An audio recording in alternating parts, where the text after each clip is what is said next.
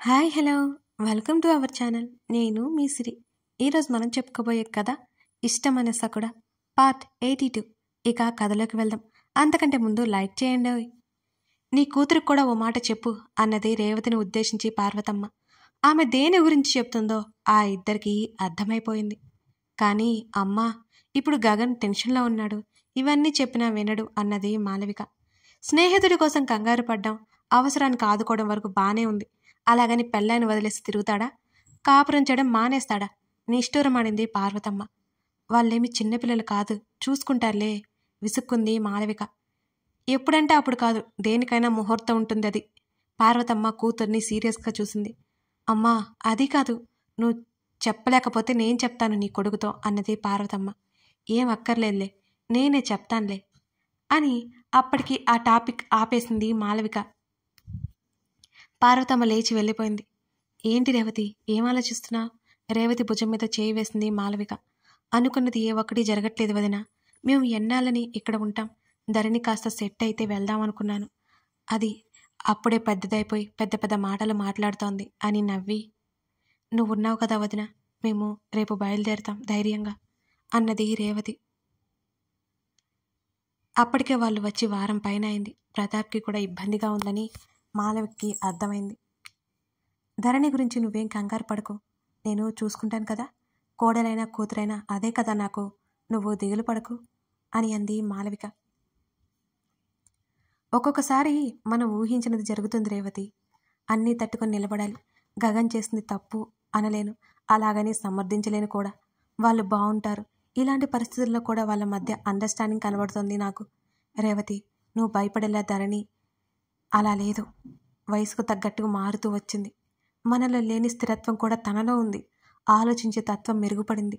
నీ కూతురికి ఏం తెలియదని ఆలోచన ఇక నుంచి నువ్వు తీసేయి అని పెదవులు సాగదీసింది మాలవిక. రేవతి మెల్లిగా తల పంకించింది. గగన్ ధరణి ఇద్దరు భోజనం చేశారు. గగన్కి ఫోన్ కాల్ వస్తుంటే తర్వాత చేస్తానన్నట్టు టెక్స్ట్ చేసి ధరణిని చూశాడు. మెట్టలు లేక పోసిన ఆమె కాలి వేలి చూసుకుంటోంది. 2 సార్లు పెళ్లి చేసుకున్న ఘనత తమకే దక్కింది. పసుపు తాడు సాగిపోయేలా ఉంది, తీసేయాలి. ఆ రోజు పెళ్లి పీటల మీద ఉన్నప్పుడు గగన్ మంగళసూత్రం పట్టుకుని పాకెట్లో వేసుకోవడం ధరణి చూసింది. ఆమె ఆలోచనల్లో ఆమె ఉన్నది. ఒక మోకాలు మడిచి అరచేతిని దాని మీద ఉంచి గడ్డం పెట్టి ఒకవైపుగా తలవాల్చి దీర్ఘాలోచనలో ఉన్న ధరణి ఒక అద్భుతంలా తోచింది అతనికి. ఆమె మెడ ఆమె పొడవాటి జడభారాన్ని మోయలేక ఒకవైపుకి వాలిపోయింది. ఆమె ముఖాన్ని సగం వరకు ఆమె జుట్టు కప్పివేసి ఉంది. అతని చేయి నెమ్మదిగా ఆమె చెంప మీదకి చేరగా ఇహలోకంలోకి వచ్చి పడ్డది ధరణి. ఆమె కలువ కన్నులు అతని వైపు మళ్ళాయి. సూటిగా తాకుతున్న అతని చూపులకి కాళ్ళు సరిగ్గా చాపుకొని ఆమె కనిరెప్పలో వాల్చింది. అతనేమాత్రం ఊహించలేదు ఆమె ఇంత నిశ్చలంగా ఉండగలదని. ఆ రోజు మండపం నుంచి అతను వెళ్ళేటప్పుడు ధరణి చూపులు తనకింకా గుర్తే. వదిలేసి వెళ్ళిపోతావా అన్నట్టున్న ఆ చూపులు. కానీ ఓవైపు ప్రాణాలతో కొట్టుమిట్టాడుతున్న స్నేహితుడు గుర్తుకొచ్చి అతను ఆగలేకపోయాడు. నిమిషం కూడా వృధా చేయలేకపోయాడు. కానీ అతను ఆమె కోసం వెనుదిరిగి చూశాడు. శిలా విగ్రహంలా ఒక రకమైన షాక్లో ఉన్న ధరణి వెనక్కి తిరిగి చూడలేదు.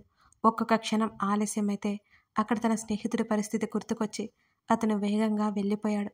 అన్నీ గుర్తుకొస్తుంటే భారమైన నిట్టూర్పు ఒకటి విడిచి తన చెంప మీద ఉన్న చేయి ఆమె మెడవంపులో చేర్చాడు. పూర్తిగా నేలని చూస్తున్న ఆమె కనురెప్పలు ఆమె కళ్ళకు అతని రూపాన్ని చూపించాయి. ఆమె చెవి వెనక చేతిని పోనిచ్చి ఆమె చెంప మీద బొడన వేలితో నెమ్మదిగా నిమిరాడు. ఎప్పటిలా ఆమె శరీరం అతని చిరు స్పర్శకి పరవశించిపోయింది. అతని ఊపిరి ఆమె చెంపని తాకుతుంటే ఈసారి మరింత భారంగా ఆమె కనులు వాలిపోయాయి. అప్పటి వరకు ఇద్దరి మధ్య దూరం క్షణంలో పారిపోయేలా చేస్తూ ఆమె భుజాన్ని పట్టుకొని తన వైపుకు లాక్కున్నాడు అతను. ఆమె ఉలిక్కిపడి అతని వైపు చూసింది. అతని ముఖం ఆమె మెడవంపులో చేరిపోయింది. అతని మీసపు గుచ్చుళ్ళు ఆమె మెడవంపున చేరి గిలిగింతలు పెడుతుంటే గట్టిగా కళ్ళు మూసేసుకుంది. పిన్లేని ఆమె పవిట సులువుగా ఆమె భుజం మీద నుంచి జారిపోయింది. అతనికి మాత్రమే సొంతమైన ఆమె హృదయం మీద అతని చెంప చేరింది. అప్పటి వరకు దాచిన ఆమె నడుము వంపు అతని చేతిలో చిక్కుకుపోయింది. శుతిమెత్తని ఆమె ఉదరం అతని మునివేళ్లతో ఆడుతుంటే ఆమె ప్రపంచం మర్చిపోయి మరో ప్రపంచంలోకి వెళ్ళిన ఫీలింగ్ కలిగింది. ఆమె ధ్యాస అతని మీదకి మళ్ళింది. అతని తాకిళ్లకు ఆమె శరీరం వణుకుతుంటే ఆమెను గాఢంగా హత్తుకొని వెనక్కి వాలిపోయాడతను. ఆమె హృదయంలో అతని ముఖం చేరిపోయింది. ఆమెను మరింత బలంగా చుట్టుకొని కళ్ళు మూసుకున్నాడు. ఒక్కసారిగా తుఫాను వెలిసినట్టుగా అనిపించింది ధరణికి. ప్రస్తుతం అతనేదో ఓదార్పుకై తహతలాడుతున్నట్టు అతను పట్టుకున్న తీరులోనే అర్థమైపోయింది ఆమెకి. ఆమెలో రేగుతున్న బిడియాన్ని పక్కకు పెట్టి అతని జుట్టులో చేతులు జొప్పించి మరొక చెయ్యి అతని చెంప మీదకు చేర్చింది ఆమె. నీలాకాశంలో మబ్బు తునుకలా ఉన్న ఆమె రూపురేఖలు అతన్ని ఉద్రేకపరుస్తున్న ఆ 1,00,000 టెన్షన్లో ఆమెలో అతను కరిగిపోకుండా ఆపేస్తున్నాయి. జరిగిన సంఘటనలన్నీ అతని కళ్ళ ముందు మెదులుతుంటే అతనిలో ఆవేశం చప్పున పొంగింది. అతను ఒక్కసారిగా వెనక్కి జరుగుతున్నట్టు అనిపిస్తుంటే మరింతగా అతని తలను తనలోకి పొదువుకుంది ధరణి.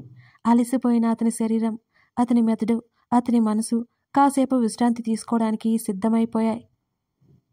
ఆమె మాత్రం కనులు ముయ్యలేకపోయింది. తమకే ఎందుకు ఇలా జరుగుతోంది? ఒక్కొక్కటి తన వాళ్ళకి తమకి ఎందుకు ఆ దెబ్బలు? ఆలోచనల మధ్య సతమతమై ఆమె ఎప్పటికో పడుకుంది. ఉదయాన్నే లేచిన ధరణికి గగన్ కనిపించలేదు. అది కాస్త కొత్త అయినా అలవాటు చేసుకోవడానికి ఆమె సిద్ధమైంది. అసలే 1,00,000 టెన్షన్లో ఉన్న అతనికి తను మరో ప్రాబ్లం కాకూడదనేది ఆమె ఉద్దేశం. మెడ వరకు ఉన్న దుప్పటి తప్పించి లేచి కూర్చోగానే తన శరీరం మీద చీర పక్కకి తొలగిపోయింది. అది భుజాన్ని వేసుకుని మెడ దగ్గర తడుముకుంది. ఆ గది అంతా కలేదిప్పి చూసింది. ఎటు చూసినా నిశ్శబ్దంగా అనిపిస్తుంటే ఏమీ తోచలేదు. లేవాలి అనిపించలేదు. వెనక్కి వాలి మళ్ళీ పడుకుంది. ఒక్కసారి లేస్తే నిద్రపట్టిన ఆమెకి వింతగా మళ్ళీ నిద్ర వచ్చేసింది.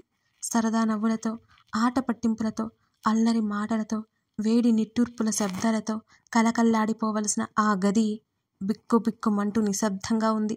పాన్పు మీద ఒంటరిగా శయనిస్తున్న ఆమెకి తోడుగా మరింత నిశ్శబ్దాన్నిచ్చింది. గగన్ వెళ్ళేసరికి హర్ష ఇంకా స్పృహలోకి రాలేదు. ఆదిత్య స్పృహలోకి వచ్చి మళ్ళీ అంతలోనే గాయాల బాధ భరించలేకపోతుంటే అతన్ని మత్తులోకి పంపించారు. గగన్ వెళ్ళిన 2 గంటలకి కళ్ళు తెరిచాడు హర్ష. అతని కళ్ళు మరలా మరలా మూసుకుపోతుంటే ఎంతో కష్టంగా మేల్కొన్నాడు. వేద అతని స్వరం ఆ గదిలో నెమ్మదిగా వినిపించింది. తల తిప్పి చూసిన గగన్కి కళ్ళు తెరుస్తూ మూస్తూ చేతితో పక్కన తడుముకుంటూ కనిపించాడు హర్ష. వెంటనే లేచి దగ్గరికెళ్ళాడు. అక్కడే జయరాం కూడా ఉన్నాడు. డాక్టర్స్ కూడా ఉన్నారు. హర్ష, గగన్ పిలుపు మరింత భారంగా వచ్చింది. మరోసారి కళ్ళు మూసుకుని నెమ్మదిగా కళ్ళు ఎత్తి చూసిన హర్షకి స్నేహితుడి రూపం అస్పష్టంగా కనబడుతోంది. అతని చేతులు పైకి లేపాలనుకుంటుంటే విపరీతమైన నొప్పి కలుగుతోంది హర్షకి. గగన్, గగన్, వేద, గగన్, వేద, షేవ్ హర్. హర్ష స్వరం భారంతో వణికిపోతోంది. వెంటనే స్నేహితుడి చెయ్యి అందుకుని, హర్ష, వేద క్షేమంగా ఉంది, నువ్వు కంగారు పడుకు, స్ట్రెస్ అవ్వకు, గగన్ నచ్చజెప్తున్నాడు. I need to see her. అతను పట్టుబడుతుంటే గగన్ డాక్టర్ వైపు చూశాడు. అవుట్ ఆఫ్ డేంజర్, మీరు మాట్లాడొచ్చు అన్నాడు డాక్టర్. పర్సనల్. గగన్ మాటలకు వాళ్ళిద్దరూ బయటికి వెళ్ళిపోయారు. హర్షకి సమయం గడిచే కొద్దీ అతనిలో మత్తు నెమ్మదిగా వేడిపోతోంది. స్నేహితుడి చేతిని పట్టుకుని పక్కనే కూర్చొని, హర్ష, స్ట్రెస్ అవ్వకు, ఆది, వేద బాగున్నారు, డోంట్ వర్రీ. హర్షలో కమ్ముకున్న ఒకలాంటి భయాలను బయటకు తీసుకొచ్చే పనిలో పడ్డాడు గగన్. హర్ష ఆ సంఘటన నుంచి బయటపడడానికి కాస్త సమయం పట్టింది అతనికి. మరో గంట వరకు హర్షతో మాట్లాడుతూ ఉన్నాడు గగన్. హర్ష చెప్తున్న ఒక్కొక్క మాట వింటుంటే అతని పిడికిలి బిగుసుకుంది. వేదని చూడాలి గగన్, బీ స్ట్రాంగ్. తను ఇంకా స్పృహలోకి రాలేదు. నువ్వు సెట్ అయ్యాక తన్ని చూడ్డానికి పర్మిషన్ ఇస్తాను. అంతవరకు కుదరదు, ఖచ్చితంగా చెప్పేశాడు గగన్. అబద్ధం చెప్పట్లేదు కదా నువ్వు? నాతో తనకేం కాలేదు కదా? అనుమానంగా చూశాడు హర్ష గగన్ని. లేదు, నమ్మకం ఉంది కదా నా మీద? సూటిగా స్నేహితుడి కళ్ళలోకి చూశాడు గగన్. హర్ష నెమ్మదిగా తల పంకించాడు. నువ్వు త్వరగా సెట్ అయ్యి తన్ని చూసుకోవాలి. గగన్ స్వరం గంభీరంగా ఉంది. ఆదిత్య కూడా బాగానే ఉన్నాడు. తను కాన్షియస్లోకి వచ్చాడు. నేను మళ్ళీ రేపొస్తాను, టేక్ కేర్ అంటూనే లేచి వెనక్కి తిరగగానే గగన్, స్నేహితుడి పిలుపుకి వెనక్కి తిరిగి చూశాడు గగన్. పెళ్ళి అని అడిగాడు. అయింది, పెదవులు సాగదీసి చెప్పి అతను ముందుకెళ్ళిపోయాడు. ఆదిత్య అప్పటికే జరిగిందంతా జయరాంకి చెప్తున్నాడు. గగన్ జయరాంతో కాసేపు మాట్లాడి ఆయనతో పాటు హాల్లోకి వచ్చాడు. అంకుల్, ఎట్టి పరిస్థితుల్లోనూ వాళ్ళు బ్రతికున్నట్టు బయటికి తెలియకూడదు, చాలా సీరియస్గా చెప్పాడు గగన్. అక్కడే వెంటిలేటర్ పైన ఉన్న వేద దగ్గరికి బయలుదేరాడు అతను. ఆమె ప్రాణం ఎంత లోతుగా కొట్టుకుంటుందో ఆమెను కప్పేసిన వైర్లే చెప్తున్నాయి అతనికి. ఆమెలో బ్రతకాలి అనే ఆశ, ఆమెను బ్రతికించాలి. ఆమె తలకి బలమైన దెబ్బ తగలడం, ఆమెను కనీసం కదలలేని పరిస్థితికి వెళ్ళిపోవడం జరిగిపోయాయి. ఆమె ఇప్పుడు తాత్కాలికమైన నిద్రలో ఉంది. హర్ష మన దగ్గర ఏదో దాస్తున్నాడు గగన్, నువ్వే చూసుకోవాలి. ఆమె మాటలు చెవుల్లో మారుమ్రోగుతున్నాయి. అలా ఆమెను చూడలేక బయటకు వచ్చేశాడు. హర్ష చూసుకుంటాడు, తనకు తానే సర్ది చెప్పుకున్నాడు. అలాగే గగన్, థ్యాంక్ యూ. గగన్ చేతిని పట్టుకున్నాడు కృతజ్ఞతగా. వస్తానంకుల్ చెప్పేసి బయటకొచ్చాడు. అది Jayaram friend farm house. Gagan సలహా మేరకు కొడుకులను కోడలని అక్కడే ఉంచాడు జయరాం. ఆయనలో ఆవేశం ఎక్కువైంది. కొంచెం ఆగమన్న గగన్ మాటలకు విలువిచ్చి ఆయన ఆగిపోయాడు. ఇంటికి వెళ్ళిపోయాడు గగన్. గగన్, పొద్దున్నే ఎక్కడికి వెళ్ళిపోయావు? టిఫిన్ చేద్దుగానిరా మాలవిక అడిగింది. పనుండి వెళ్ళాను మమ్మీ అని ఫ్రెష్ అయి వచ్చి తింటాను అని అన్నాడు గగన్. ధరణి ఇంకా టిఫిన్ చేయడానికి రాలేదు, ఇద్దరికి పంపించినా అని అడిగింది మాలవిక. అతను తలాడించి గదిలోకి వెళ్ళిపోయాడు. పార్వతమ్మ మనవడినే గమనిస్తోంది. ధరణి గురించి కాకపోయినా మనవడి సంతోషాన్ని చూడాలి ఆమె. తనకు పుట్టింది ఒక కూతురు. ఆ కూతురి కొడుకంటే ఆమెకి ప్రాణం. అందులోనూ మగపిల్లాడు. చిన్నప్పటి నుంచి గగన్ పాదం కందిపోకుండా చూసుకునేది ఆమె.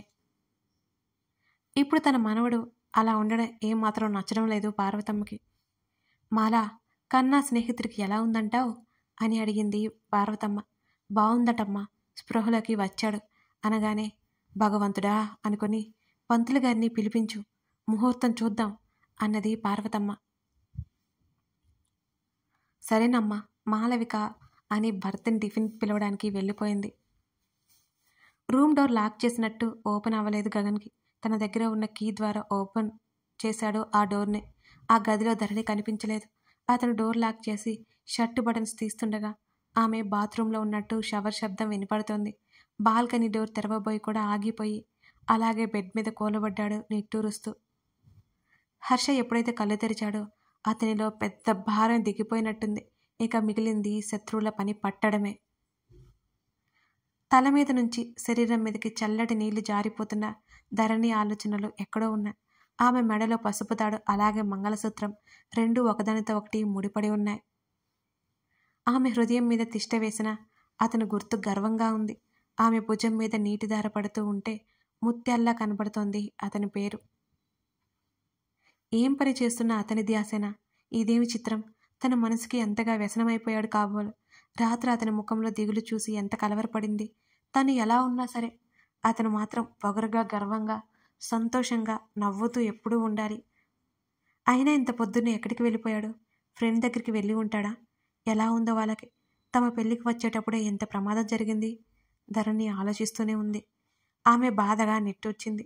అప్పటికి తను వచ్చి చాలాసేపు అవుతున్నట్టు ధరణి అర్థం చేసుకుని ఆమె బారు కురులు ముడిపెట్టి టవల్ చుట్టుకుని ఆమె గదిలోకి వచ్చేసింది. కథ కొనసాగుతోంది. లైక్ చేయడం, కామెంట్ చేయడం మర్చిపోకండి. ఇంకా ఈ కథ ముందు ముందు భలే ఇంట్రెస్టింగ్గా ఉంటుంది. ఇంకొక మాట అండి, మన ఛానల్లో ప్రియా నీదాన్ని అనే స్టోరీ పూర్తిగా అయిపోయిందండి. ఆల్రెడీ మన ఛానల్లో రన్ అయ్యి ఎండ్ అయిపోయి కూడా 2 నెలలు అవుతుంది. మీకు ఇంట్రెస్ట్ ఉంటే ఆ స్టోరీ చూడండి. అది కూడా మీకు చాలా బాగా నచ్చుతుంది. మంచి ఎమోషనల్ రొమాంటిక్ లవ్ స్టోరీ అన్నమాట. అది కూడా చూస్తారు కదూ. కింద డిస్క్రిప్షన్లో స్టోరీస్కి సంబంధించిన లింక్స్ ఉంటాయి, తప్పక చూడండి. సరేనా? మర్చిపోకండి. Thank you for watching this video.